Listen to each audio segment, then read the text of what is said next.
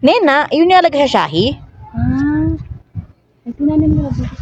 Hindi, tumutubo. Minsan pa nagtanim ka ito, tumutubo pag malamig ang panahon. Maganda tubo nito. Today nga guys ay araw ng mga aligaga kaya punta tayo sa magandang lugar na katulad neto. At meron tayong mga friends na meet today. O diba? Tara let's!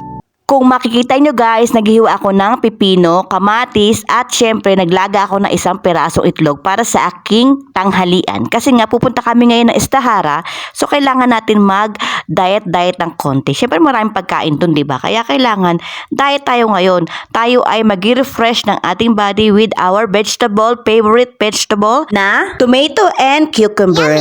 Talagang ganyan ginagawa ko lang pagka merong kaming pupuntahan kasi nga busog ka na dun. Pagdating mo doon maraming pagkain. Kaya kailangan, dito pa lang sa bahay, mag-diet ka na para naman hindi masyadong overload ng yung stomach, di ba? Kumakain talaga ako bago kami umalis kasi nga, syempre nakakaya naman pagdating doon gutom na gutom ka, di ba? Syempre mahaba yung oras, mula umaga, tanghali, gabi, tapos aalis kami mga 9 or 10 p.m. So buong maghapon yun, syempre nakakaramdaman ka rin ng gutom kasi marami ka rin ginagawa, di ba?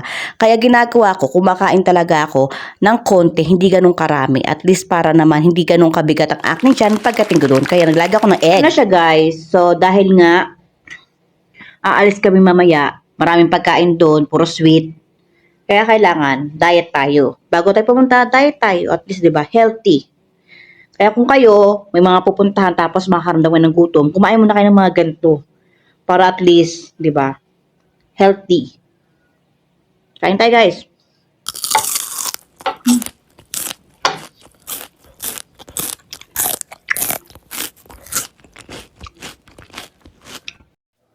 So, ngayon, guys, kami ay gagala. Pumunta kami ng Estahara mamaya, kaya magka-plancha na ako. Merong invitation. Merong invitation guys sa mga kapatid ni among lalaki. So mamaya alas kami mga 8 or 9 p.m.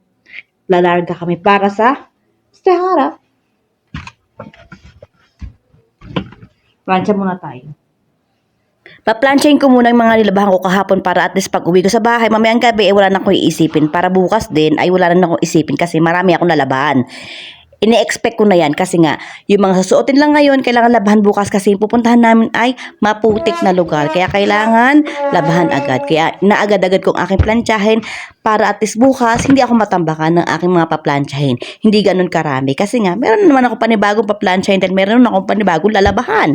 Habang busy ang aking mga alaga sa kaka-tiktok, kaka-laptop, at ang aking among babae sa kakaayos ng kanyang hair at ng susuotin niya para mamaya. Eh syempre ako'y magbibisi-bisihan din sa pagpaplantsa para naman at least hindi ako matambakan, di ba? Kailangan natin yan maging matalino tayo sa lahat ng bagay kasi kung hindi, nga tayo after. Masaya tayo sa party. Mayroon tayong mga kakakwentuhan ng mga friend. Tapos pagdating sa bahay, eto na ang ating gera. At ngayong oras na to ay nag-aayos na ako, nagpe-prepare na ako ng aking self kasi sabi ni Amo, 8:30 magawa na ng tea at tapos pagdating ni Baba ay aalis na kami papuntang Estahara. So kailangan natin mag-ayos. Siyempre may mga bisita ron. Nakakahiya naman sa mga kapatid na amo lalaki. Baka sabihin ay losyang ang katulong ng kanyang kapatid. Kaya kailangan tayo ay maganda-gandahan.